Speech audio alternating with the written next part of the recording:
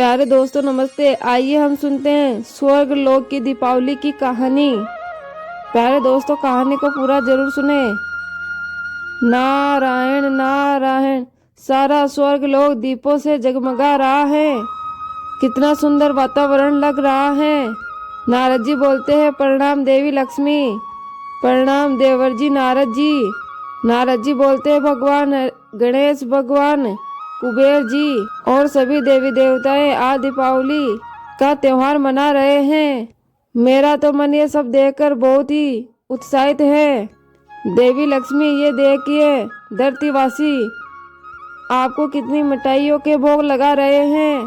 हाँ देवी लक्ष्मी, आपको जो भी भगत भोग लगा रहा है वो प्रसाद और मिष्ठान सीधा स्वर्ग लोक में पहुंच रहा है। मिष्ठान बहुत ही स्वादिष्ट है। सचमुच ये दीपावली का त्योहार तो बहुत ही सुंदर है माता। स्वर्ग में चारों ओर दीपावली के त्योहार की धूम मची हुई थी। पूरा स्वर्ग दीप मालाओं से सजा हुआ था। देवी लक्ष्मी, भगवान गणेश, भगवान कार्तिकेय, शिव पार्वती, भगवान कुबेर, देवी दुर्गा, देवी सरस्वती, प्रभु श्री राम, देवी सीता, लक्ष्मण और हनुमान सहित ब्रह्मा, विष्णु, महेश सभी देवी देवता दीपावली के त्योहार का आनंद ले रहे थे। देवी लक्ष्मी पृथ्वी लोक पर जाने लगी और लक्ष्मी माता बोली, आप सभी देवी देवता दीपावली के त्योहार का आनंद लीजिए। तब तक मैं भगवान गणेश और भगवान कुबेर के साथ पृथ्वीवासियों को दर्शन देकर आती हूँ। यह बात सुनकर नारद जी बोले, पृथ्वी लोक तो देखने में बहुत ही सुंदर लग रहा है। दीप मालाओं की रोशनी चारों ओर फैली हुई है। देवी लक्ष्मी, भगवान गणेश, भगवान कुबेर आज पृथ्वीवासियों को धन समृद्धि वैभव से परिपूर्ण करने जा रहे हैं। अब देखना यह है कि किसके भाग्य में यह मीठा फल लिखा हुआ है और कौन पृथ्वीवासी इस परीक्षा में सफल होता है। इसके बाद देवी लक्ष्मी, भगवान गणेश और भगवान कुबेर तीनों पृथ्वी लोक के भ्रमण के लिए निकल जाते हैं। धरती लोक पर आकर माता लक्ष्मी बोलती हैं, भगवान गणेश, भगवान कुबेर, हम तीनों अब रूप बदल लेते हैं ताकि हम अपने भक्तों की परीक्षा ले सके। जो आज्ञा देवी लक्ष्मी, पर आखिर हम कहाँ जाने वाले हैं। लक्ष्मी जी बोलते हैं, जो भक्त हमारा सच्चे मन और प्रेम से हमें याद करेगा, हम उसी के घर जाएंगे और उसी का उद्धार करेंगे। ऐसे ही वो तीनों अपना रूप बदल लेते हैं और साधारण मनुष्य की तरह बन जाते हैं और शहर में भ्रमण करने लग जाते हैं। हर घर में रौनक थी, सब तरफ खुशहाली और उल्लास था। धन वैभव से परिपूर्ण लोग दीपावली के त्योहार को बड़ी ही धूमधाम से मना रहे थे। एक घर में देवी लक्ष्मी जी का पूजन हो रहा था। आरती की आवाज देवी लक्ष्मी के कानों में पड़ी। ढेरों पकवान पूजा में रखे हुए थे। देवी लक्ष्मी ने उस घर का दरवाजा खटखटाया। सुनो जी, ये गुलाब जामुन, रसगुल्ले, बर्फी, पेड़ा देवी लक्ष्मी जी को भोग लगाओ ताकि वो खुश होकर हमें खूब धनवान बना सके और रात को हमारे घर आए। कहते हैं उनको खूब भोग और पूजा पाठ करे तो लक्ष्मी जी रात में हमारे घर आती है। उतने में वो बाहर निकलती हैं। लक्ष्मी माता बूढ़ी माई के रूप में बोलती है, बहन मुझे बहुत भूख लगी है, कुछ खाने को मिलेगा, हम तीनों कई दिनों से भूखे हैं। आज दिवाली का त्योहार है लेकिन हमारे पास पैसे नहीं हैं, कुछ मदद मिल जाती तो बड़ी कृपा होती। उतने में अंदर से सेठ बोलता है, अरे भाग्यवान, तूने ये दरवाजा खुला क्यों छोड़ दिया। आज तुम्हें पता है ना, ये भीख मांगने वाले ऐसे ही हमें तंग करेंगे। भाग्यवान बोलती है, अरे दिवाली के दिन ऐसे दरवाजे बंद नहीं करते, इसी वजह से मैंने खुला छोड़ा था। अब मुझे क्या पता था ये भिखारी पूरी पकवान देखकर हमारे घर मांगने चले आएंगी। चलो जाओ यहाँ से, पता नहीं कहाँ कहाँ से उठकर आ जाते हैं। हमारे पास कोई धन के भंडार नहीं भरे हुए हैं। जो हम लोग तुम गरीबों को बांटते रहेंगे। ये कहकर भाग्यवान अपना दरवाजा बंद कर देती है और अपने पति से कहती हैं, चलो जी लक्ष्मी जी की आरती करो और भगवान गणेश और कुबेर भगवान को भी भोग लगाओ। मैंने अब दरवाजा बंद कर दिया है। लक्ष्मी, गणेश और कुबेर जी तीनों मुस्कुराते हुए वहां से आगे चल पड़ते हैं। शायद उस सेठ सेठानी का कोई उद्धार नहीं होना था। देवी लक्ष्मी तो उनकी परीक्षा ले रही थी। कहते हैं गरीबों की रक्षा करने वाला भगवान को बहुत प्यारा होता है। भगवान किस रूप में आ जाए किसी को पता नहीं रहता, इसलिए अपने द्वार पर आए किसी भिक्षु और भिखारी को खाली हाथ नहीं लौटाना चाहिए। और वो किस्मत के मारे सेठ सेठानी लक्ष्मी जी, गणेश जी और कुबेर महाराज को अपने घर से खाली हाथ ही लौटा देते हैं। इसके पश्चात वो तीनों भ्रमण करते हुए धरती पर घूम रहे थे। अचानक उनकी नजर रोते हुए दो छोटे बच्चों पर पड़ी। दीदी, माँ तो कह रही थी बापू हमारे लिए आज बहुत सारे पटाखे लाएंगे, पर वो तो हमारे लिए कुछ भी नहीं लाए। सोनू भैया, बापू को बुखार है ना, इसलिए वो मजदूरी करने नहीं गए और माँ के पास कोई पैसे नहीं हैं। तू रो मत, वो देख सामने सभी लोग फूल चढ़िया पटाखे चला रहे हैं। तू यहाँ बैठकर देख, कितना अच्छा लग रहा है ना। सोनू बोलता है, नहीं दीदी, मुझे खुद चलाने हैं पटाखे और मुझे तो बहुत सारी मिठाई भी खानी है। दीपावली के दिन सभी नए नए कपड़े पहनते हैं, मिठाइयाँ खाते हैं, पटाखे चलाते हैं, खूब मजे करते हैं। फिर हम क्यों नहीं कर सकते दीदी? सोनू भैया, तू तो मेरा सोना भैया है ना। अगर तू ऐसे रोएगा ना तो माँ को बहुत दुख होगा। चल हम अंदर चलकर खिचड़ी खाते हैं। पता है माँ ने आज खिचड़ी बनाई है। यह सब देखकर माता लक्ष्मी बोलती है, भगवान गणेश, भगवान कुबेर, चलो आज हम इस घर में रहने वाले सभी की परीक्षा लेते हैं। वे तीनों भी उन बच्चों के पीछे उनके घर पहुंचते हैं और द्वार से ही भगवान गणेश उन्हें आवाज लगाता है, माई दीपावली का त्योहार है, क्या हम तीनों को इस घर से थोड़ा कुछ खाने को मिलेगा? उतने में अंदर से बोलती हैं, सुनो जी, लगता है द्वारे पर कोई आया है और वो भूखे हैं, आप ये दवाई लो, मैं तब तक उन्हें बाहर जाकर देखती हूँ। और वो बाहर आकर कहती है, हाँ हाँ, आज तो दीपावली का त्योहार है और आप भूखे नहीं रहेंगे। मैंने खिचड़ी बनाई है और अभी पूजन में भोग लगाने ही जा रही थी।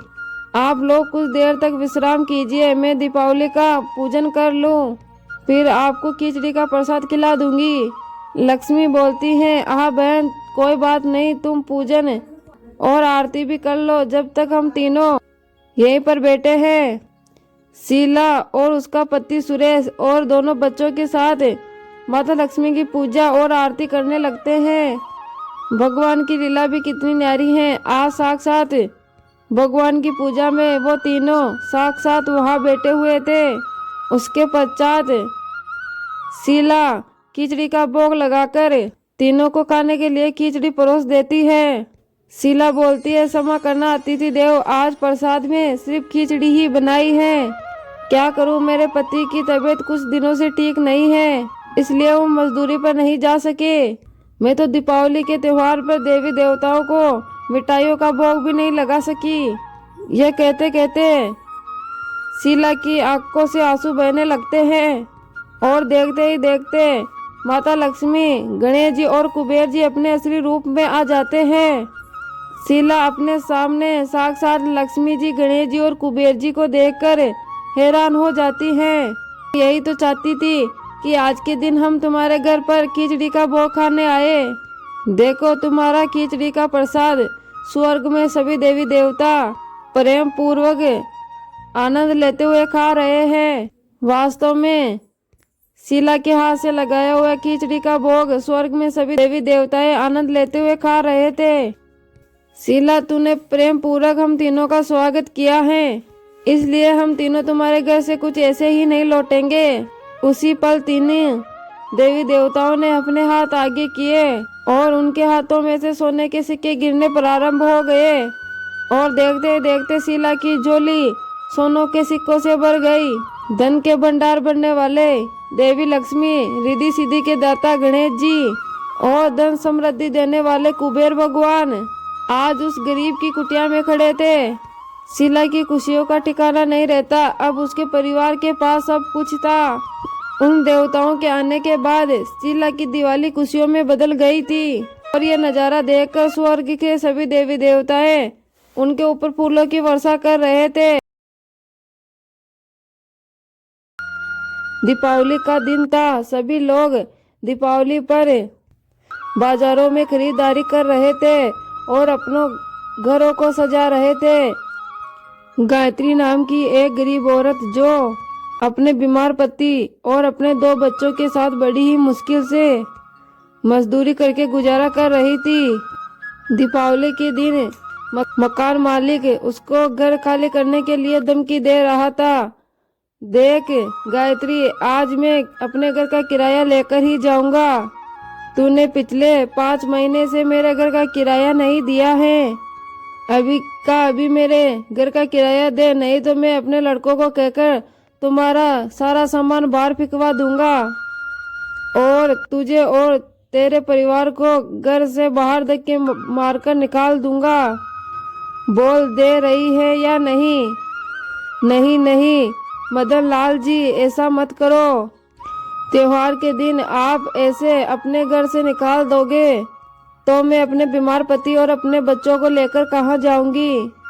बस दीपावली के त्योहार तक की मोहलत दे दो, उसके बाद कोई ना कोई काम मिल जाएगा तो मैं तुम्हारे किराए का पैसा लौटा दूंगी। दया करो मदन लाल जी, बस थोड़े दिन और किराए का घर दे दो।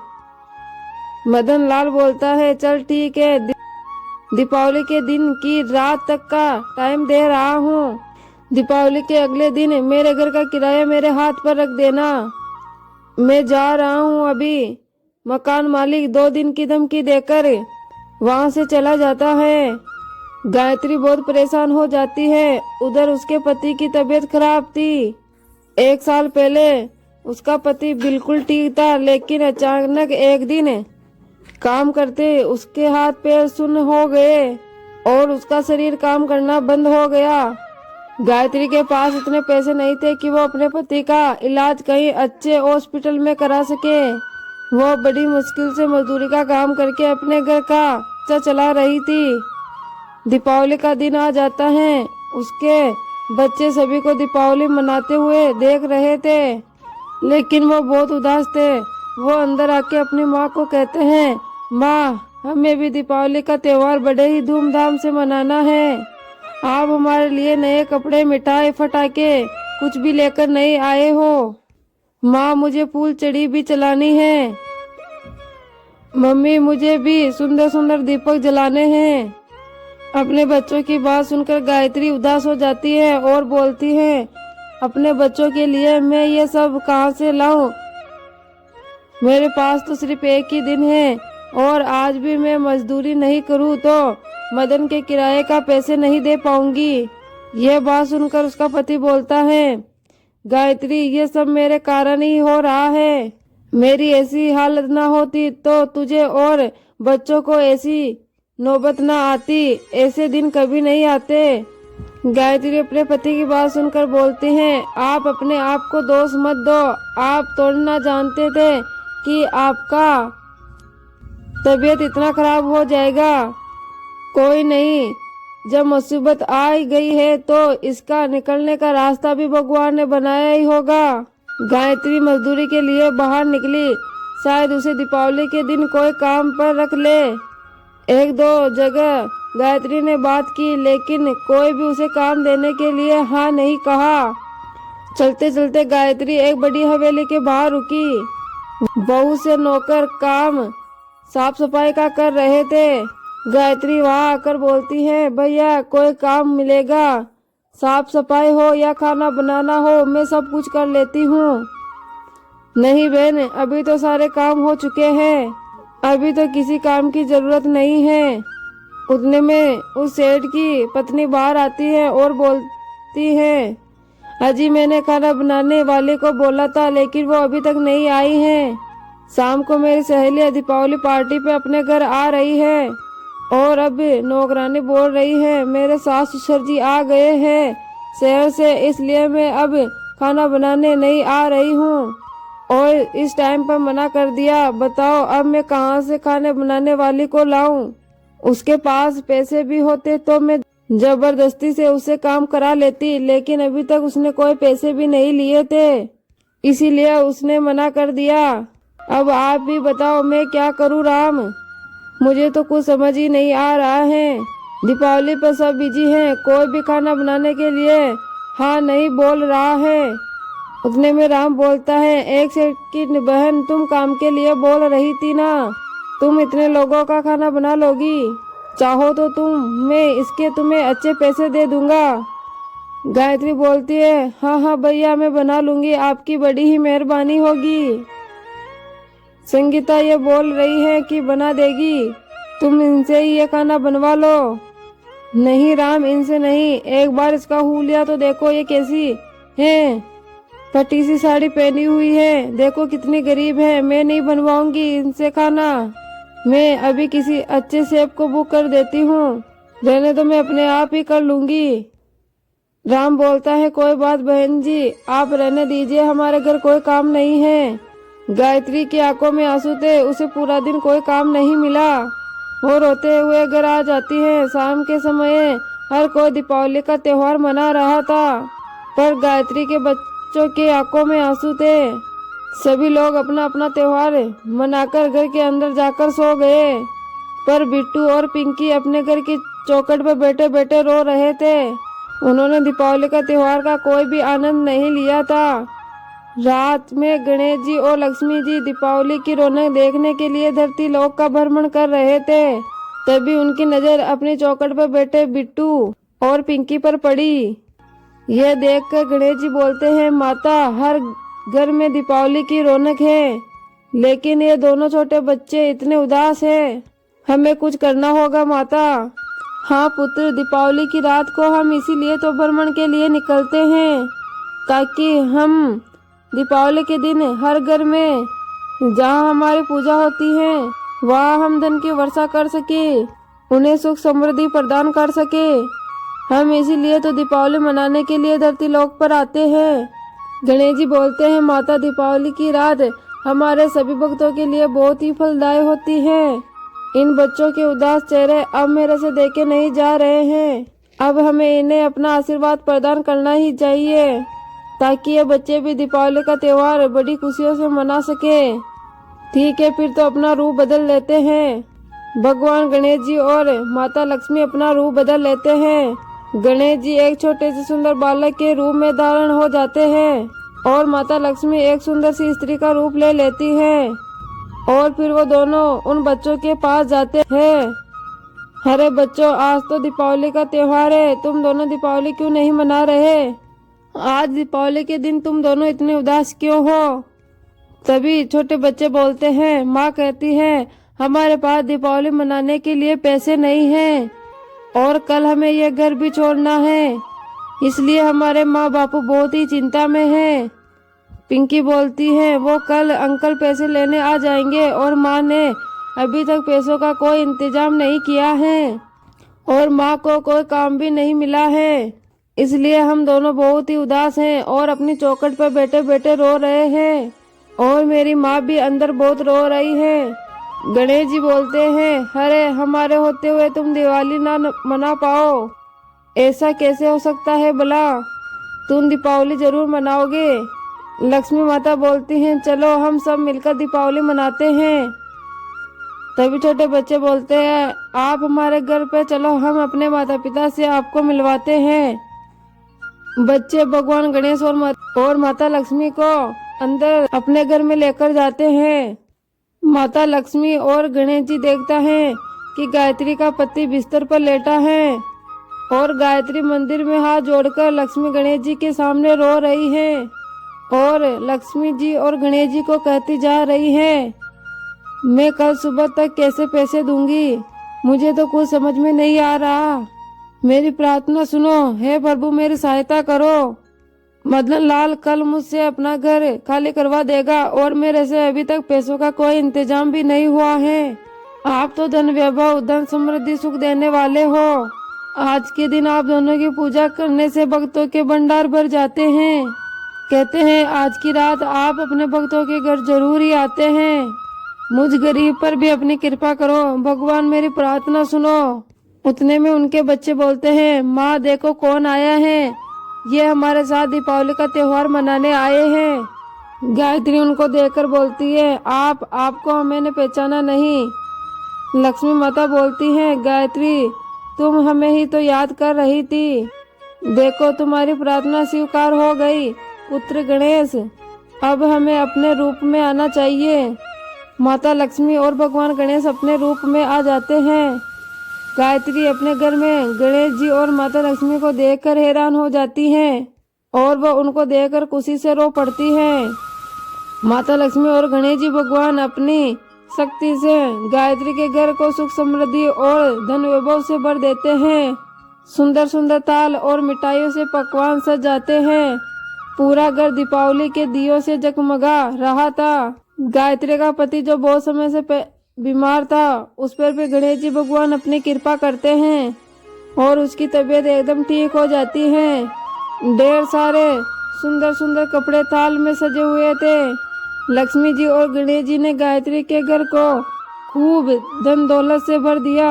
अब गायत्री को किसी भी बात की कोई कमी नहीं रही। इसके बाद गणेश जी और माता लक्ष्मी गायत्री के परिवार को आशीर्वाद देकर वहां से अंतर्ध्यान हो जाते हैं। उसके बाद गायत्री अपने परिवार के साथ मिलकर गणेश जी और माता लक्ष्मी जी को धन्यवाद कहती हैं और फिर पूरा परिवार खूब धूमधाम से दीपावली का त्योहार मनाते हैं। और अगले दिन गायत्री मदन लाल को सारे किराए के पैसे लौटा देती हैं और उसका घर खाली कर देती हैं और अपने लिए एक नया घर बनवा लेती है। लक्ष्मी गणेश जी के आशीर्वाद से उसके जीवन से अब गरीबी के दूर हट गए थे और फिर उसका पूरा परिवार लक्ष्मी गणेश जी की पूजा करते हैं। प्यारे दोस्तों, ये थी लक्ष्मी और गणेश जी की रोचक कहानी। कैसी लगी कमेंट बॉक्स में कमेंट करके जरूर बताएं।